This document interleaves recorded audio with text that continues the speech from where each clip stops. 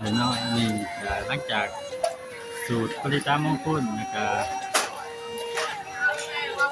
ให้บุญแก่ศพผู้ตายแล้วเพิ่นก็มีการเคลื่อนขบวนออกสู่ปราสาท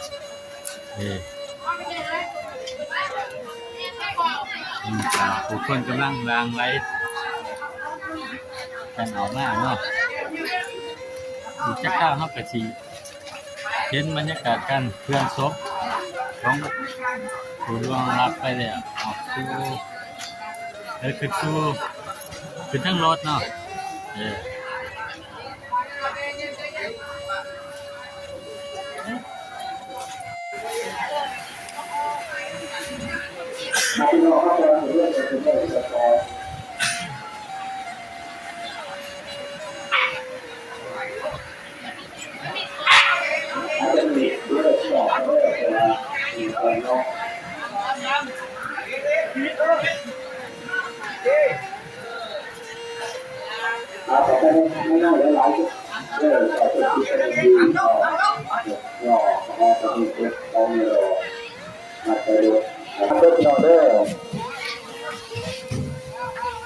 แล้วก็ระวังเลยรับลมเลยยกเลยเป็นถ้าตัวจะมีน้อยแต่ละอย่างที่เราเข้านอกการเตรียมตัวเลยคือว่ารอทานอกจากเป็นซุปแล้วก็รถไฟฟ้านอกจากรถไฟฟ้ารถมอเตอร์ไซค์แต่ที่การไม่ต้องได้หมดนอนไม่บอกว่าดูแง่ไม่หวานยังงานตอนนี้ขบวนศพกำลังเคลื่อนออกจากบ้านหัดสลาวเนาะขบวนทัพยิดก็สิเป็นรถครูอาจารย์นี่ถึงเฮาขี่รถคันนี้ขบวนที่2เป็นแม่ขาวตอนนี้ขบวนศพกำลังเคลื่อนเข้าสู่เขตปราสาทเนาะจะมีจำนวนหนึ่งมารอถ่าขายน้ำแล้วมีการทำผู้แก้วันตัดต่อหรือไม่เนาะตามหีบข้องประเพณีที่พอมีหมองใหม่เข้าทำคุณในถึงแกนแดนที่จนแดนด้วยบทคุณเจ้าที่ช่วยทั่วบาดสีน้ำหยอกโยกตาเท่าขีเมื่อพายน้ำมันมาตีเมื่อพอเมเฮาสีบักไว้ย่ามเฮาเก็บย่ามเฮาไข่ปลาน้องมือเป็นสีซอยย่ามเฮาตกตำต่อยบุญคุณเจ้าสีเหลืองงามหากบุญคุณหากเป็นของเลิศล้ำเป็นสีซอยบัดมีไทยแม้สีไก่แสนไก่เป็นซอยเฮาบัดย่ามแก่ซอยบัดย่ามเฮาแหน่ย่ามมีไทยแดนเข่าคาคุณบิดากาบอช่วยบัดดาเจ้ากาบอเสียซอยลูกเข่าทุกมือบดซอยหลงว่างนี้คุณเป็นมีเป็นคือจืนแกมเป็นคือ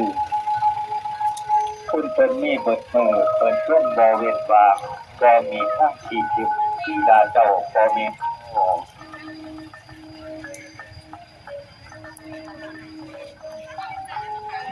ตามขอประชาสัมพันธ์เด้อถึงในขาใต้น้ำเอาไปมาตรวจดึงกันกับพี่น้องเอามีเดินทางมามองหาชาวมาในกิจกรรมของมีแรงเอา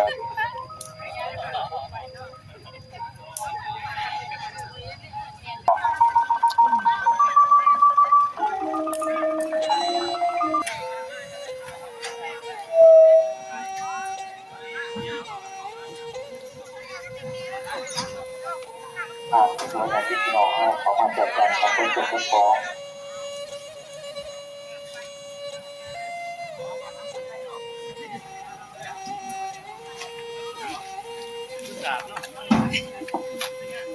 เราจะลงนะครับเนาะเอาของมาหลักการอย่างที่พี่น้องเข้าโอบ2 ทางเนาะเอาตีนไปก่อนเด้อเอาเท่านี้ไปก่อนแล้วก็ค่อยๆย่างแล้วพี่น้องเพราะว่ามันมีนู่นมีโสมมีเหวสันๆเนาะ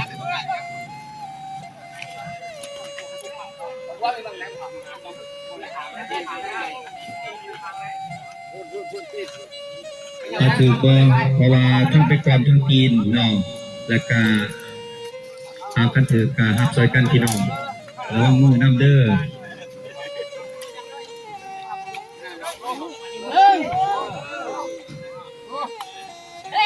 พอดีเพื่ออย่างฝ่าอย่างฝนโซนท่านกระทัวโซนี่กระฝ่าฝนพี่น้องเลยฝนเนาะเอาพี่น้องมาซอยหาไม่คิดแค่นะพี่น้องซอยกันเด้ออย่างที่พี่น้องเข้าดีนี่ก็มาสกอทายห่วงต้องจบบัดไม่หลังจากทายภาพรวมเดียว หลอกเยียดจิตอาทินกำเนิดแม่หลอกเพี้ยนจิตเกิดเมื่อวันที่5 เดือนที่ 8 ปี1975เกิดที่บ้านเสลาเมืองพ้นทองแขวงจำปาสักเป็นบุตรของพ่อเปยแม่ถ่ายสุธิพรมีดูความกัน5 คนยิ่ง3 คนแม่ดอกเพี้ยนจิตเป็นดูผู้ถวน3ของพ่อขาข้ามเพี้ยนจิตที่บ้านเสลาเมืองพ้นทองแขวงจำปาสักมีดูความกัน3 คนยิ่ง1 คนหลาน3 คนยิ่ง2 คนแม่ดอกเพี้ยนจิตเป็นผู้มีน้ำใจ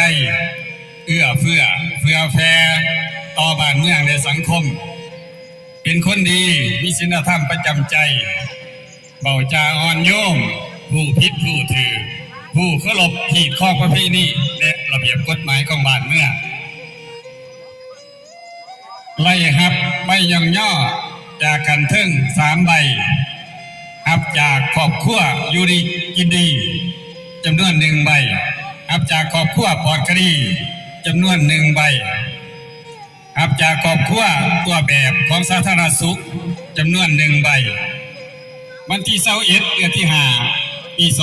2026ผู้เกี่ยวและมีอาการเจ็บปวดในบริเวณหน้าท้องผู้เป็นดูไม่เป็นหลานเป็นญาติพี่น้องก็บ่ได้ดิ่งนอนใจพาไปเช็คไปกวดได้ไปปิดปัวที่ห้องหมอแขวงจำปาสักไล่เขาผ่าตัดแต่อาการของผู้เกี่ยวก็บ่ดีขึ้นมาหอดวันที่25 เดือนที่ 1 2026ผู้เป็นดูเป็นหลานและญาติพี่น้องก็ได้พาไปปิดปัวที่ห้องหมอสิรินธรจังหวัดอุบลราชธานีเขาผ่าตัดแต่อาการของผู้เกี่ยวก็ยังบ่ดีขึ้นพอมาหอดวันที่ 1 เดือนที่ 6 10:30 นาทีผู้เกี่ยวก็ไล่สิ้นลมหายใจจากพวกเข้าไปโดยบ่มีบ้านจะหวนกลับคืนมาอีกแล้วด้วยพญาติของผู้เกี่ยวเองร่วมอายุอะไร51 ปีเพราะฉะนั้นพวกเฮาผู้เป็นดูเป็นหลานเป็นญาติมิตรเป็นเพื่อนและสหายจงก้มหัวเวลาต่อไปขอแจ้งกำหนดวันตั้งบุญวันตั้งบุญมีดังนี้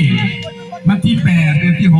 6โดยความปลอดภัยและสวัสดิภาพดอกขอบใจอันนั้นก็เป็นการกล่าวประวัติของผู้ได้รับไปแล้วเนาะข่าวตามกองประเพณีต่อไปก็เข้าสู่พิธีทางศาสนาเนาะ พอเขาเห็นในพี่น้องเฮา